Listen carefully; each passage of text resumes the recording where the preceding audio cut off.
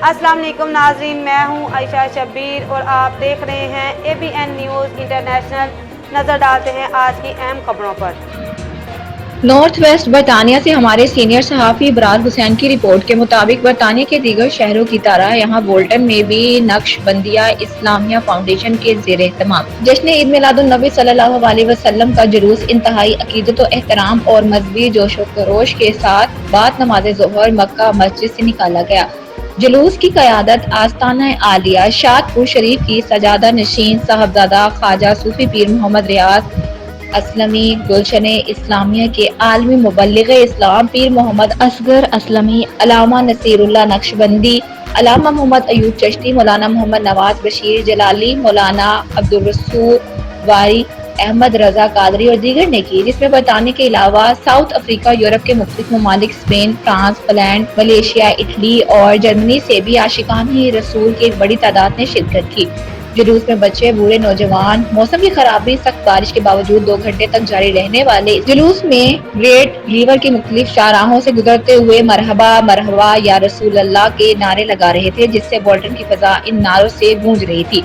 جلوس کے راستے میں عاشقان رسول کے لیے سبیلیں بھی لگائی گئی تھی، جہاں ان کی توازیں ٹھنڈے اور گرم مشروبات سے کی جا رہی تھی۔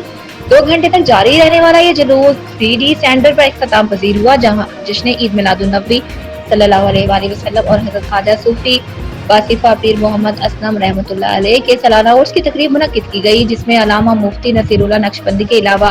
مختلف مقررین نے اپنے اپنے خیالات کا اظہار کیا اور ثناءخواہ مصطفیٰ نے بارگاہ رسالت میں نذرانہ عقیدت پیش کیا اور آخر میں اسلام کی سربلندی، امت مسلمہ کی کامیابیوں، کامرانیوں، فلسطین اور کشمیر کی آزادی کے لیے خصوصی دعا صاحبزادہ صوفی محمد ریاض اسلمی نے کی۔ آج آپ نے ایک منظر دیکھا ہوگا کہ اللہ کی رحمت برس رہی تھی اور کچھ ساتھی کہہ رہے تھے کہ یہ مسلسل بارش ہو رہی ہے، تو میں ہر آدمی ہر چیز سے کوئی نہ کوئی نتیجہ نکالتا ہے۔ اللہ نے ہمیں جو تھوڑی سی فکر اور سوچ دی ہے، میں اس نتیجے پر پہنچا کہ یہ خدا کی طرف سے عاشقان مصطفیٰ پر اور رسول اللہ کے غلاموں کے اوپر خدا کی رحمت کا عطر چھڑک رہا تھا۔ یہ راستوں پہ بارش آپ کو نظر آ رہی تھی، یہ راستے صاف ہو رہے تھے عاشقان مصطفیٰ کے لیے۔ جب کے سرزد سے تشریف لانے لگے، حوروں غلمان بھی خوشیاں منانے لگے، ہر طرف نور کی روشنی چھا گئی، مصطفیٰ کا ملے زندگی مل گئی، مصطفیٰ کا ملے زندگی مل گئی، اے حلیمہ تیری گود میں آ گئے، دونوں عالم کے رسول اللہ ہی اللہ، دونوں عالم کے دسنا چاہنا ہاں کہ نبی پاک علیہ السلام نے میلاد کی بزم میں چون والے ان کے اعزاز کی مدد۔ سبحان اللہ۔ حدیث الفاظ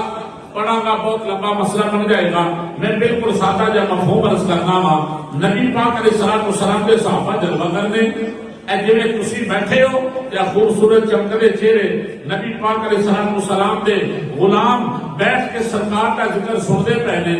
ایویں سارے بیٹھے نے،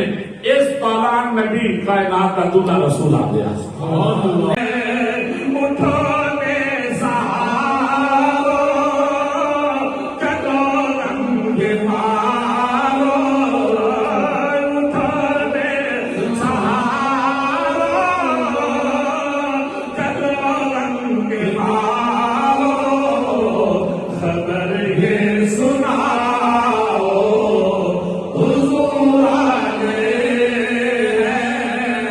We came to Europe in the early 60s, and what really made him special and unique is that they wouldn't necessarily deliver very lengthy speeches or give very long seminars or lectures, but with their holy sight, with their niqab, they could transform even the hardest of hearts. That those people who were regarded as criminals, those people who were regarded as social outcasts, حضور کی عالم رحمۃ اللہ علیہ والسلام اللہ کے رسول ہیں، ہمارے پاس اگر کچھ ہے اہل سنت والجماعت ہی نہیں بلکہ پوری کائنات کے پاس اگر کچھ ہے تو محمد عربی صلی اللہ علیہ وسلم کی ذات ہی ہے. اگر حضور علیہ الصلوۃ والسلام نہ ہوتے تو ہمارا تمہارا وجود بھی نہیں ہونا تھا. We exist, the reason why we exist and existence of every other creation of Allah subhanahu wa ta'ala, it is because of Rasulullah sallallahu alaihi wasallam. Subscribe and keep watching ABN News International.